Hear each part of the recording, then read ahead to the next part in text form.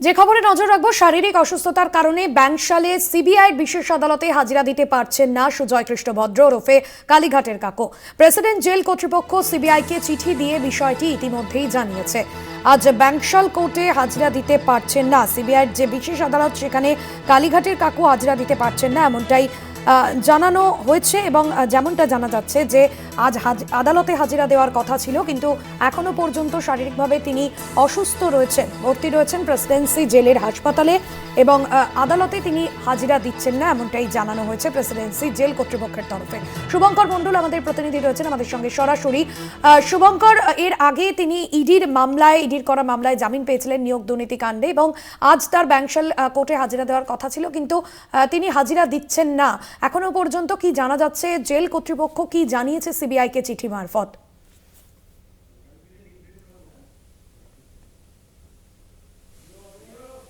রাখি যে সিবিআইকে যে চিঠি দেওয়া হয়েছে জেল থেকে, এবং সেটিতে কিন্তু স্পষ্ট বলা হয়েছে যে কালীঘাটের কাকু বা সুজয় কৃষ্ণ ভদ্র তিনি শারীরিকভাবে এই মুহূর্তে অসুস্থ এবং ফিজিক্যালি আনফিট, যে কারণে তিনি কিন্তু আজ হাজিরা দিতে পারছেন না। এবং শুনানি যখন শুরু হয় এই মামলার, সিবিআইয়ের যিনি আইনজীবী তিনি বিষয়টি উত্থাপন করেন, এবং তারপর যিনি বিচারক তিনি কিন্তু স্পষ্ট জানিয়েছেন এই নিয়ে পঞ্চমবার সিবিআইয়ের তরফ থেকে প্রোডাকশন ওয়ারেন্টের আর্জি বা আবেদন জানানো হয়েছে আদালতে।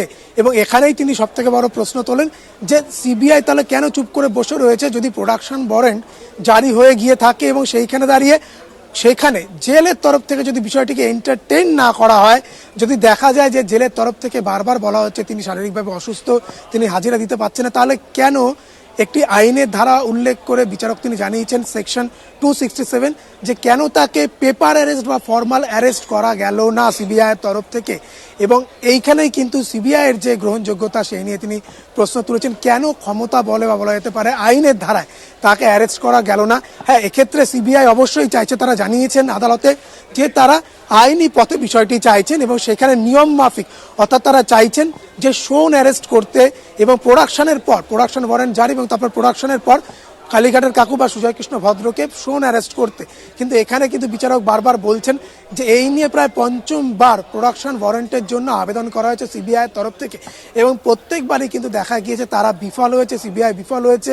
এবং আজকেও কিন্তু বিচারকের তরফ থেকে বলা হয়েছে যে তারা কি জেলে যেতে পারেন, জেলে গিয়ে কি তাকে গ্রেফতার করতে পারেন, এরকম কোনো প্রভিশন কি রয়েছে, সেই বিষয়টি নিয়ে কিন্তু সিবিআইয়ের তরফ থেকে বলা হয়েছে যে না, আগামীকাল তারা চাইছেন যে কালীঘাটের কাকু বা সুজয় কৃষ্ণ ভদ্রের যদি তিনি ফিজিক্যালি হাজিরা দিতে না পারেন, তাহলে যেন ভার্চুয়ালি তাকে জেল থেকে তার হাজিরা হয়, এবং তারপর তারা সেই বিষয়টিতে তারা শোন অ্যারেস্ট তাকে করতে পারবেন।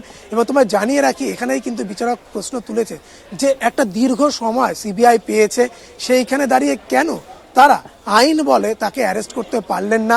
অন্য একটি মামলায় বা ইডি মামলায় সুজয় কৃষ্ণ ভদ্র তিনি জামিন পেয়েছেন ঠিকই, কিন্তু তিনি তো জেলে রয়েছেন, তাহলে কি তাকে এখন বলা যেতে পারে যে তিনি জেল কাস্টাডিতে রয়েছেন বা জুডিশিয়াল কাস্টাডিতে রয়েছেন? আদৌ তিনি জেলবন্দি, এটা কি বলা যেতে পারে?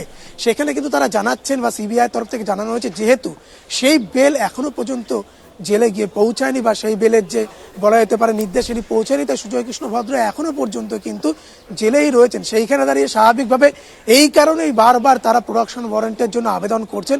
এবং আগামীকাল সিবিআই তরফ থেকে যে আবেদন করা হয়েছে আজ আদালতে, আগামীকাল ভার্চুয়ালি সুজয় কৃষ্ণ ভদ্রকে যদি হাজিরা দেওয়া যায় বা এই মামলা যদি সেখানে শুনানি হয়, স্বাভাবিকভাবেই কিন্তু এই বিষয়টি উত্থাপন করা হয়েছে। বিচারক কিন্তু স্পষ্ট জানিয়েছেন যে তিনি সব দিকগুলো দেখবেন, তিনি যে নির্দেশ দেবেন সেটি কিন্তু অবশ্যই হাইকোর্ট এবং সেই সঙ্গে সুপ্রিম কোর্ট। কেননা এক্ষেত্রে জানিয়ে রাখা ভালো যে সুজয় কৃষ্ণ ভদ্রের কিন্তু অন্তর্বর্তীকালীন জামিন মামলা সেটি কিন্তু এই মুহূর্তে পেন্ডিং রয়েছে, যেটি আগামী 20শে ডিসেম্বর শুনানি রয়েছে বিচারপতি জয়মাল্য বাগচির বেঞ্চে। সেখানে দাঁড়িয়ে স্বাভাবিকভাবেই কিন্তু সেই মামলার যেরকম শুনানি রয়েছে সেদিকেও তাকিয়ে রয়েছে, একই সঙ্গে সুপ্রিম কোর্টে এই বিষয়ে কী প্রভিশন রয়েছে সেই বিষয়টিও বিচারক অবশ্যই দেখবেন। এবং এই মুহূর্তে ভাষ্যতি অর্ডার কিন্তু রিজার্ভ রয়েছে, আর কিছুক্ষণ পর কিছু বেলা গড়ালে হয়তো সেই অর্ডার আমরা জানতে পারবো, সেখন অবশ্যই জানাবো। তবে এই নিয়ে কিন্তু এই যে প্রোডাকশন ওয়ারেন্ট এবং বারবার প্রোডাকশন ওয়ারেন্টের জন্য আবেদন করতে আসা, বারবার বিচারকের কাছে আসা, এটি নিয়ে কিন্তু বিচারক বড়সড় প্রশ্ন তুলেছেন এবং সেইখানে দাঁড়িয়ে স্বাভাবিকভাবে সিবিআই এর যে কার্যকারিতা সেই নিয়ে একদমই এবং সেই জায়গায় সিবিআই পরবর্তীতে কি পদক্ষেপ নেয় সেদিকেই নজর থাকবে। ধন্যবাদ জানাবো শুভঙ্কর মণ্ডল, আমাদের প্রতিনিধি ছিলেন সরাসরি আমাদের সঙ্গে।